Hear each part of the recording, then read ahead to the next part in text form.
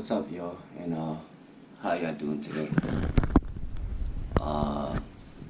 No, this is the challenges that I'm having for the past couple of days. That's my battery power, my solar panels. I just want you to see these numbers. The batteries is at 58%.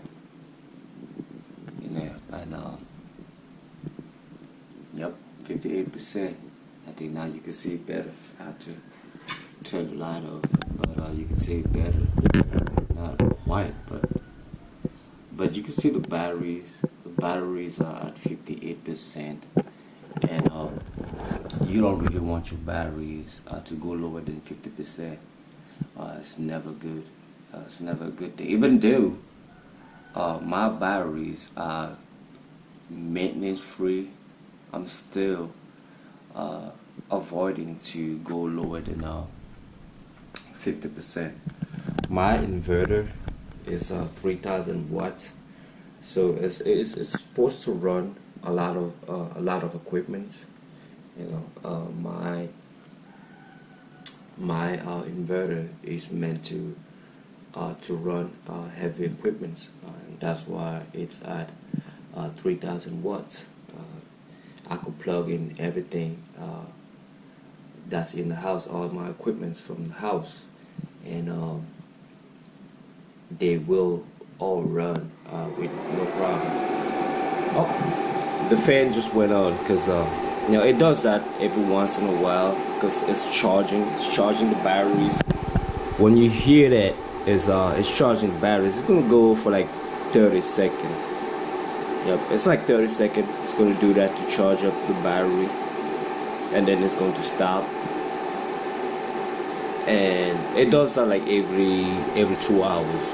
Every 2 hours or so, the fan is going to come on for like half an hour. The fan is going to come on for like 30 seconds, and then stops. Just like that. Just like that for 30 seconds. And it does that like every 2 hours. It would come on, and then it would stop. I got heavy duty welding cables. You can see it right here. Made in the USA. Some heavy duty cable. So it's a good cable. I want you to see. You really can't see it, but these are some heavy duty cable, it goes through the inverters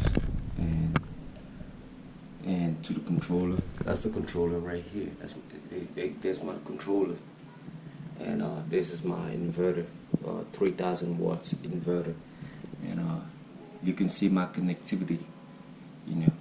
The inverter is connected to the controller, to the batteries, and batteries are right there.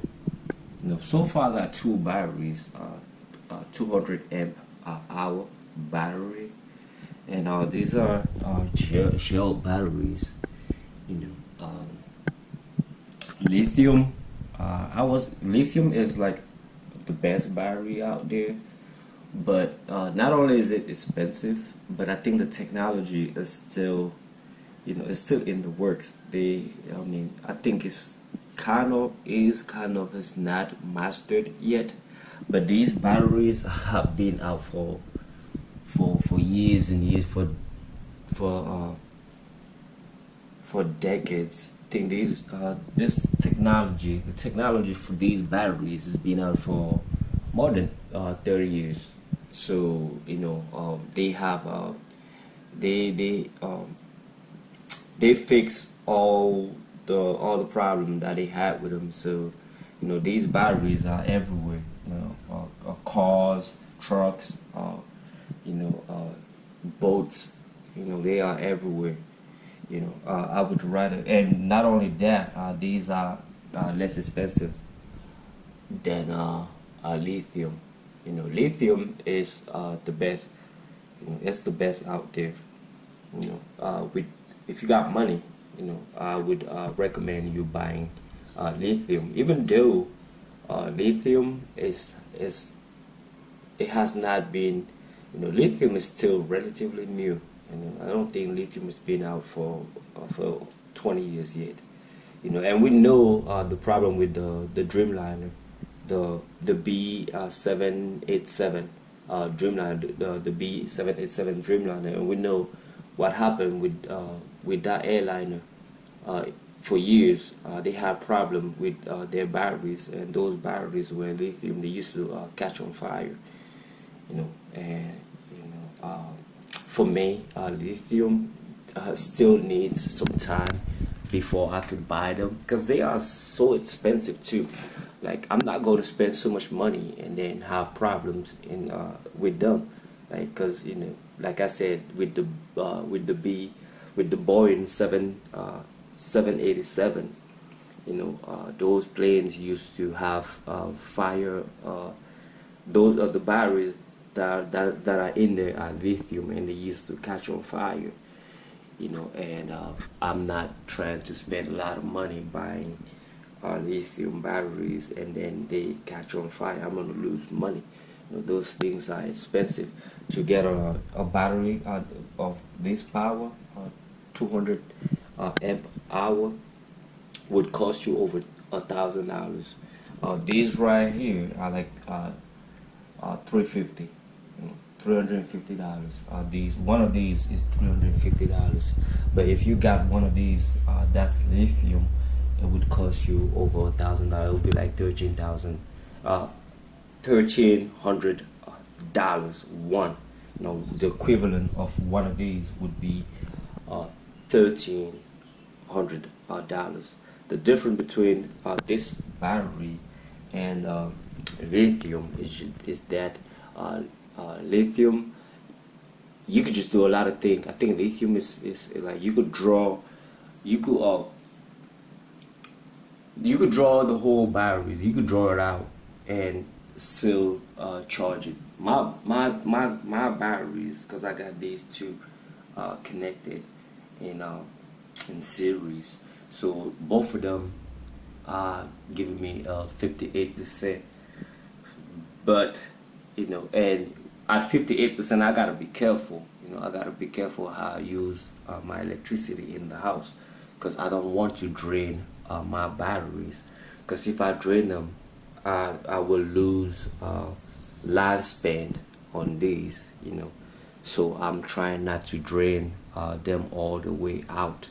But with lithium, it doesn't matter. You could drain them out and still, you know, it wouldn't affect the lifespan of the lithium batteries. And also, one lithium battery, the size of this battery, would weight way less than one of these. You know, one of these batteries is over 150 pounds. One of them is over 150 pounds. So if you got the same capacity with lithium, you'll probably weight like maybe not more than 75 pounds. Probably be like 50 pounds if you got a lithium that was 200 amp hour. You know, but like I said, you know, this is my first system, and I'm not going to spend $1,300 to buy a single batteries. You know, what if it catches on fire? I lost my money. I would rather spend, you know, $350 on something that's been out for years and years, you know, that has proven to be reliable. What I'm saying is, this batteries, the gel or acid batteries, these are proven. You know, these have been around for years. You know, lithium is better technology, but it's still new, and I'm not going to take no risk spending a lot of money. If I spent money to buy these two and they were lithium, I would be looking at, you know, almost $3,000 to get these two. These would have cost me like $3,000, but they only cost me like $750. You know, they only cost me $750, and I'm going to buy more. In total, they are going to be 8. So far, I got 2. You know, I'm going to buy like 2 more at the end of the month. Oh, yeah, I'm going to buy 2 more at the end of the month, and then I would buy, you know, 4 in like January when I come back, you know. But it's been a challenge these couple of days because I'm going to show you the weather. The weather is not it's not doing it for us. It's not doing it for me. And look at the sky. See the sky? The weather is not helping at all, and it's been this way for the past, for the past week. We haven't had any sun. But the good thing about my solar panels is that they are still charging. They're just not charging the way they would if the sun came out. But they're still charging. They're still charging. But what I'm doing a lot of energy saving. I shut down all the heavy duty equipment, and only left out like lights. So I'm only using lights. I'm also using my TV. I'm not using my PlayStation these days. Like I have not plugged in my PlayStation for the past couple of days. Also my desktop computer. I have not charged my desktop computer. All I'm using is my laptop. So I'm doing the best I can to save up on energy, so I do not drain out my batteries. Because you drain those batteries, you would have problems. You got to do everything you can to stop yourself from draining those batteries. But yep, this is the sky. This is what we got. It's like 2 o'clock. It's 2 p.m. and this is what we got.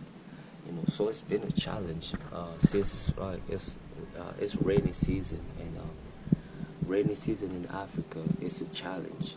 So using solar panels, you gotta be smart. You gotta be considerate. You don't want to drain out your batteries. So what I'm doing is, like I said, I'm only using lights, and my TV is only like 100 and it's like 150. Now it's 170. It's 170 megawatts. So I could run my TV, and the antenna, the cable box also is like 75. Yes, it's like 75 megawatts. So I could plug that too. But all the heavy things